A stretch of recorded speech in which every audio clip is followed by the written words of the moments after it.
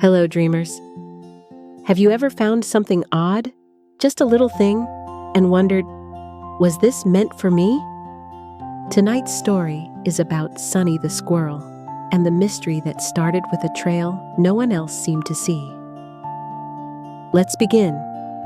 The morning light had only just begun to peek between the leaves when Sunny the Squirrel burst through the underbrush, acorn in one paw, tail fluffed and bouncing. She was headed to Story Seat, the wide, flat-cut woodland stump that stood like a natural stage among ferns and flowers. She had a new invention to show. Something with string, twigs, and a few shiny buttons she wasn't supposed to take from Olive's old satchel. It whirled, it wobbled. It did absolutely nothing useful, which made it perfect. But just before she reached the stump, Sunny skidded to a sudden stop. Her eyes locked on something strange, something quiet. A pebble. Not just any pebble.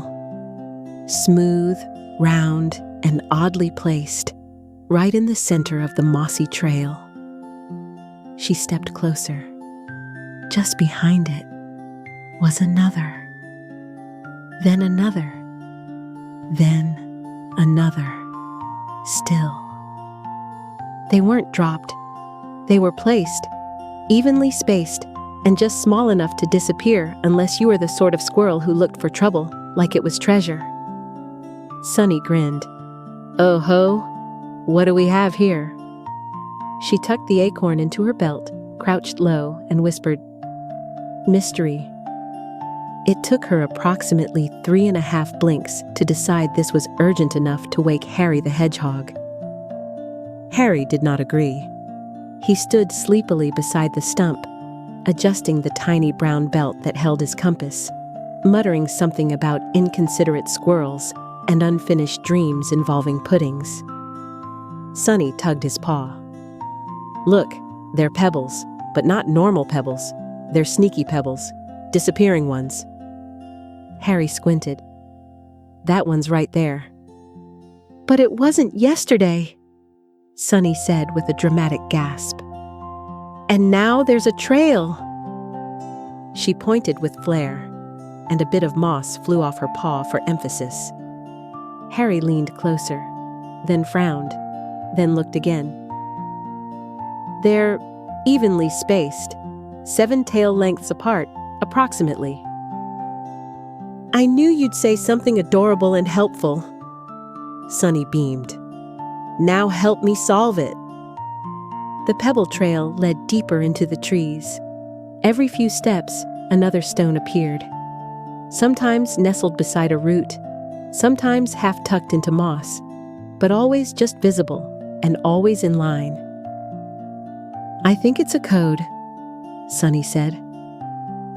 I think it's just pebbles, Harry replied. But clever pebbles, Sunny countered. Harry sighed. I need a notebook. You need a sense of whimsy. They paused near a fallen log where the trail twisted. Sunny leapt onto the log and spun once, landing dramatically. This is where the thief tried to throw us off the scent. Harry blinked. Thief? Obviously, she said, arms wide. Someone is stealing these pebbles from somewhere, placing them just so, and trying to tell us something without using words. Harry looked skeptical. What if it's just forest things? But even he had to admit there was a rhythm to it. The forest was quiet, but not the usual kind of hush. This one felt padded, like the air was holding its breath. A light breeze passed, just enough to flutter the end of Harry's quill and lift a curled leaf from the path. They both looked up, then down. Another pebble. This one shimmered faintly. Not with magic, not with light, with memory. Harry knelt beside it. This one has a scratch, like it used to be in my garden path. Sunny's eyes widened. You're the victim. What? You've been robbed, Have I? She was already running. To Bloom Rock! Harry stumbled after her. But we don't even know if it's... Wait, why Bloom Rock? The trail curved, then dipped, then disappeared altogether, only to pick up again in a patch of soft green ahead. The pebbles weren't just vanishing. They were leading. By the time they reached the bend just before Bloom Rock Hollow, the air had changed again. It was lighter, warmer, filled with some secret the trees hadn't told yet. Sunny stood still, paws twitching with anticipation. Harry caught up beside her, panting. If this turns out to be a squirrel prank? Sunny didn't answer. Her eyes were fixed ahead, because in the dappled clearing, surrounded by soft green ferns and sunlight-speckled moss, there was nothing. No creature, no clue, no final pebble, just a small, shallow circle in the ground, as if something had once been there, or was waiting to be found. The circle in the earth was no bigger than a curled-up hedgehog, but to Sunny the Squirrel, it radiated mystery. She crouched beside it in Bloom Rock Hollow, her reddish golden fur glowing in the dappled light. Something was here, she whispered. Harry the Hedgehog adjusted his tiny compass belt and mumbled, "Or nothing was ever here, and we've invented a morning-long pebble conspiracy." Sunny's grin grew. "That's what they want you to think." Harry sighed. "Who's they?" She blinked dramatically. Exactly.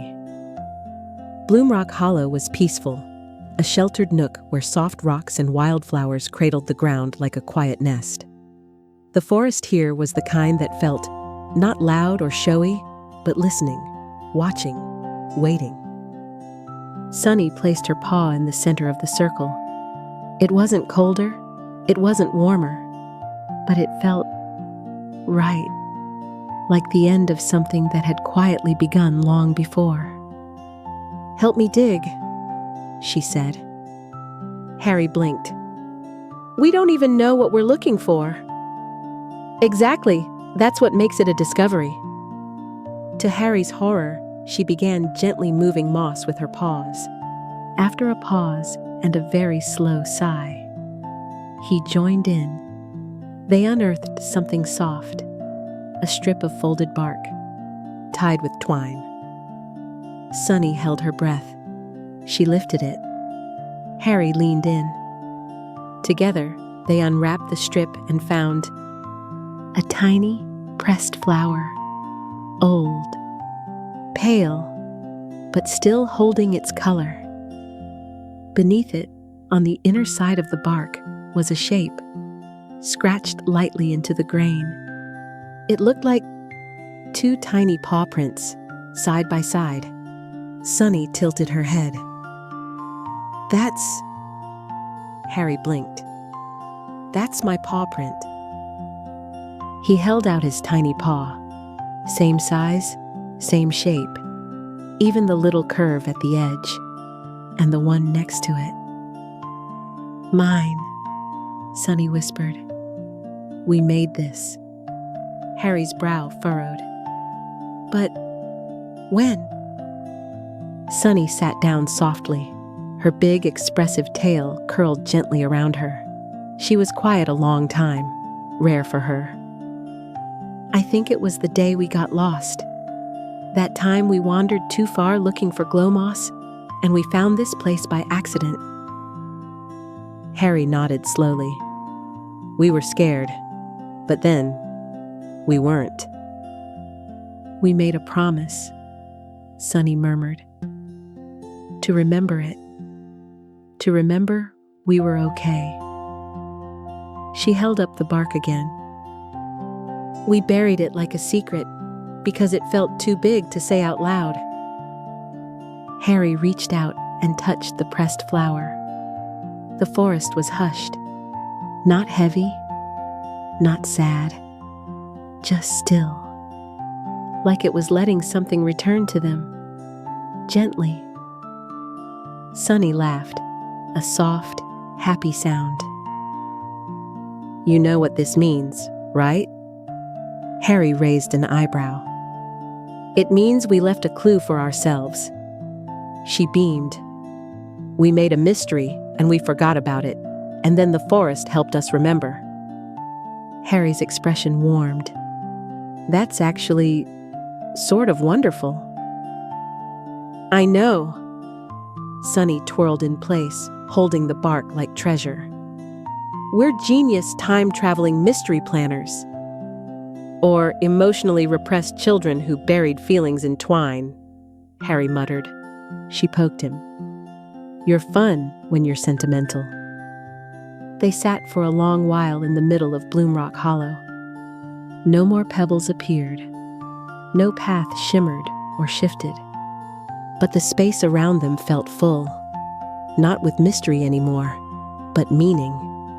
And the forest, true to its nature, said nothing. It simply held them, quietly. Later, when they stood to go, Sunny turned one last time and placed a new pebble where the bark had been. She added a swirl in the dirt beside it. Harry watched. "What's that for?" She smiled. "Another clue, for someone else." Then she tucked the bark bundle into her belt, and they walked back. Paws light, steps slow. That night, the wind in Fern Hollow rustled gently through the ferns. A single curled leaf lifted from the forest floor and turned once in the air, before resting right beside the pebble trail's end. Good night, dear dreamers. Sometimes the clues we find were left by someone we used to be, and the best mysteries aren't meant to confuse, they're meant to remind. If you enjoyed this story, please consider liking the video and subscribing to Tales of Fern Hollow.